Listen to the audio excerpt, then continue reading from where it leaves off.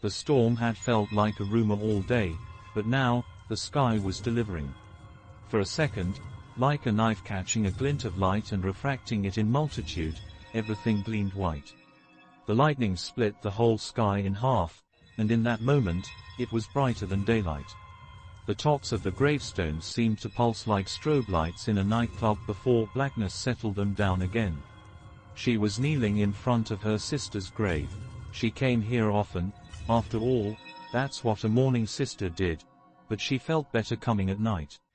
Shrouded in darkness, she could be herself, and she could feel what she wanted to, which, sometimes, was nothing. A cavernous, echoey space of emptiness. Perhaps there was a bit of pride if she were being honest. Along with a genuine sense of connection, even though her sister was nothing more than a skeleton 6 feet under. Funny, how it took death to rekindle a connection that hadn't existed since the womb. Either way, the emotions weren't appropriate for daytime mourning. The lightning seemed suitable for tonight. It was the anniversary of her sister's death. And it lit something up inside of her too, a dark part of her that she didn't always feel comfortable touching. In the dynamic moment when everything became bright, she leaned forward and put her lips on the cold stone. She was certain that whatever plane of existence her sister lived on in, her head was exploding at this artificial expression of tenderness. It wasn't totally artificial. It really wasn't. It was just that, in life, they were polar opposites. Good and bad, angel and devil, black and white, they were identical, but no one would ever mistake one for the other. And yet, the thought that had hung out in her mind for the past year said otherwise. They were not so different. Their mother, Paige, would have told you there was something wrong with Madeline right from the start. Her daughters were identical twins, but the resemblance was purely physical. Madeline had been a difficult baby from day one. She was one who cried non-stop, who refused to nurse. When Paige would finally get her settled and carefully place her down, she rarely got as far as the nursery door before Madeline's blood-curdling cries began again, often waking Erica as well. Paige would want to sob on the floor, she was so absolutely depleted. Madeline was an infant who made Paige understand why shaken baby syndrome was a thing. As a toddler, Paige would tell you that Madeline fine-tuned her mean streak. Paige could not take her eyes off her for even a second, for fear she would push Erica down the stairs, or pinch her so hard a purple welt would instantly appear. Erica, by contrast, was sweet as pie, and Paige thanked God every day for that. She didn't think she could have handled 2 demon babies, which is how she thought of Madeline. At night, she begged God to forgive her. What kind of mother hated her child? Oh, she loved her, she loved them both. But she detested Madeline. She wished for her mother or sister to offer to take Madeline for a weekend, even a day, but that never happened. Erica, though, she was quiet, ate and slept well, and was a child who lit up with a smile when you spoke to her, unlike her sister, who was more liable to kick you in the shin, the demon grin on her face. Erica grew into a little girl teachers raved about, one who followed the rules and was polite. Paige knew you were not supposed to have favorites, but she didn't see how that was possible. When she asked God to forgive her, she also prayed that Madeline would outgrow her wickedness. That never happened either. Erica would have told you that being the good child was a heavier burden than it appeared. Aside from never wanting to cause a fuss, and even good little girls became frustrated or angry sometimes, there was also Madeline's temper to consider. Erica learned at a young age to watch her back. Madeline had a fondness for pushing her down the stairs or sticking her foot out to trip her. Erica spent a lifetime sleeping with one eye open. Years of watching her back, of being ready to defend herself against her sister's attacks was exhausting. Sometimes, she wanted to be the one who screamed out a tirade, who wiped the contents of a table off as she ran by in an indignant rage. But she didn't think her mother could have handled that. There was a weariness in Paige's eyes so solid you knew it bled right down into her soul. As they grew up, Madeline's attacks against her twin became more devious in nature. Bored, it seemed, of physical assault, Madeline would do things that seemed more benign. But these acts of scheming cut Erica deeper than any bruise or twisted finger could. ripping up a book report with a big, red 100% at the top, dumping black dye on her cheerleading uniform. Erica learned quickly that it was easier to keep her head down and privately tell their mother that she had aced the math test. It was easier just to not run for student council president, to give up cheerleading. Erica locked her bedroom door at night. The truth was, Madeline terrified her. And Madeline would have told you her parents played favorites from the start, so why not star in the role she was cast? She would have entertained you with memories of being 4 and staring at her perfect, pristine sister while hatred she could not stop bubbled inside of her. Erica's hair looked like ringlets on a child model and Madeline's was a wild frizz that could never be tamed, just like her, she supposed. She would tell you a story about grabbing a hunk of Erica's shiny blonde curls and hacking them off with contraband sewing scissors before she even knew what had happened. She would tell you 100 stories like that, but the truth was it got old. Erica never reacted to physical attacks, just hid her quiet, pathetic face in her hands. Madeline had to become more creative. She would tell you about how she slept with Erica's high school boyfriend and made a video of it. That was fun, how she posted it online and watched it go viral in a matter of hours. How she had kept her face out of the video, so no one knew it was her. Everyone assumed it was Erica, but Erica knew. Erica knew, because she was a virgin. Madeline knew this secret of hers because she had read Erica's pathetic little diary, the one with the pink patent leather cover and a lock that looked like it belonged to a 12-year-old. Madeline would tell you the best part was that Erica's boyfriend had no clue he was hooking up with the wrong twin. His eyeballs practically bulged out of his head. He was so excited when Madeline locked Erica's bedroom door and promptly took off her shirt. Madeline had chuckled after he left and she watched the video, excited to see how this would play out. As she expected, Erica's good girl reputation took a hit and she broke up with her boyfriend. Good. Served her right. Madeline would tell you about how her hatred for Erica ran so deep she was unsure of who she was without it. Their father, Andy, wouldn't tell you anything because he had split years ago. It was no secret that his reasons for departure were hinged on the behavior of his maniacal, manipulative, psychotic daughter. Both girls had heard him scream this phrase at their mother, who was refusing to get Madeline help. Scream it as if instead of Madeline her name was maniacal, manipulative, psychopathic daughter. They were only 5 years old at the time.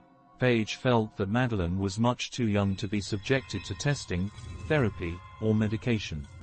Andy felt the complete opposite, and so their marriage, which had once been a true love affair, although neither girl knew that, dissolved. Lightning spliced through the night again, and she traced the lettering on her sister's grave. She was glad she was dead. Oh, she would never say that, even though people probably expected her to. Even though her mother side-eyed her through silent dinners, the gaze of a woman mourning tinted with fear. She was pretty sure her mother knew that the accident hadn't been an accident.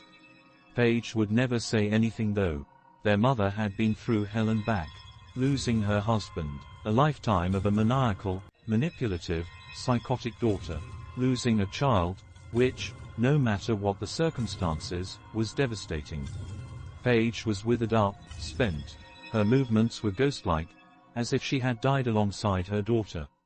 It hadn't been murder or anything like that. There was nothing premeditated. In that sense, it really was an accident. But it felt as if the universe had offered up an opportunity. Like a giant hand had reached down from the sky and said, "Here. Take her out. End all your problems." It was a beautiful October day. They had driven home from school in stony silence. The fallout of Erica's boyfriend's betrayal was still a fresh wound. She had parked the car and was gathering her things and then realized she needed to move it to the street. Their mother wasn't home yet, and she would need access to the garage. She threw it into reverse and immediately felt a dull thud, a heavy tap. Instinctively, she slammed on the brakes. And then, she let them up. She let the car roll backwards, feeling the satisfying rocking as it ran right over her sister and accomplished what she'd dreamt of so many times. It was shocking, both what had happened and the sense of peace that she felt about it. Of course, the aftermath wasn't pretty, particularly the immediate aftermath. She had always felt that she had a strong stomach, but seeing the remains of her twin's face, identical to hers, in smithereens on the driveway was enough to make her vomit before she even dialed 911. Paige's primal scream when she showed up moments later, ambulances already surrounding the house. Okay, she did feel bad about that. Whatever you could say about Paige hating Madeleine, she couldn't help but feel empathy for her own mother. Then there had been the funeral. The abysmally low number of people in attendance. It wasn't hard to figure out why. What would they say? Sorry for your loss. The awkward and uncomfortable appearance of her father, who patted her shoulder like she was a horse in a stable, a horse he was a little bit wary of.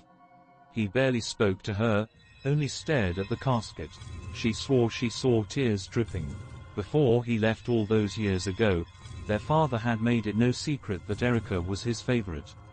Paige, at that time, was still trying to perpetuate the notion that she loved her daughters equally, but Andy had little patience for that. Erica was the one he played with, the one he took along for Sunday errands, the one whose ears he pulled quarters from in an embarrassing dad joke way. Still, it was bizarre to see him standing over the casket, crying. It wasn't even open. She had half expected him to stick around. Maybe with her sister out of the way, the three of them could form a nice, normal family. She was nearly 18, but she still fantasized about the life she could have had if it hadn't been so streaked with all the hatred. A mom and a dad who loved each other and adored her, and that was it. No sister. She could picture her whole future, Christmas dinners with the three of them together. Her wedding day, with both parents walking her down the aisle together. A happy life. But that was not to be. Andy split faster than he had the first time. He hadn't even come to the interment at the cemetery. Rain was beginning to fall now, and she thought it was time to go home. She really didn't want to, because the biggest secret that she kept was that she'd felt closer to her sister in the year that had passed since she'd run her over than she had all her life. She felt a sense of aliveness, connection whenever she visited the grave. Sometimes, she was almost a bit regretful. Maybe that connection meant that some way, somehow, they could have overcome the differences. Maybe her sister had just been playing the role she was cast in, after all. Or maybe it meant they were not so different after all. As the rain began to fall harder, Erica traced her fingers through Madeleine's name. It was a ritual she did each time she said goodbye.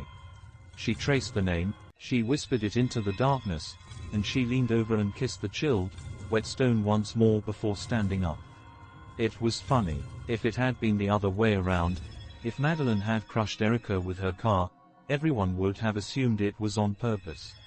But Erica, no one would ever suspect that she'd had a moment to think, a moment when she could have stopped the trajectory of what was about to happen.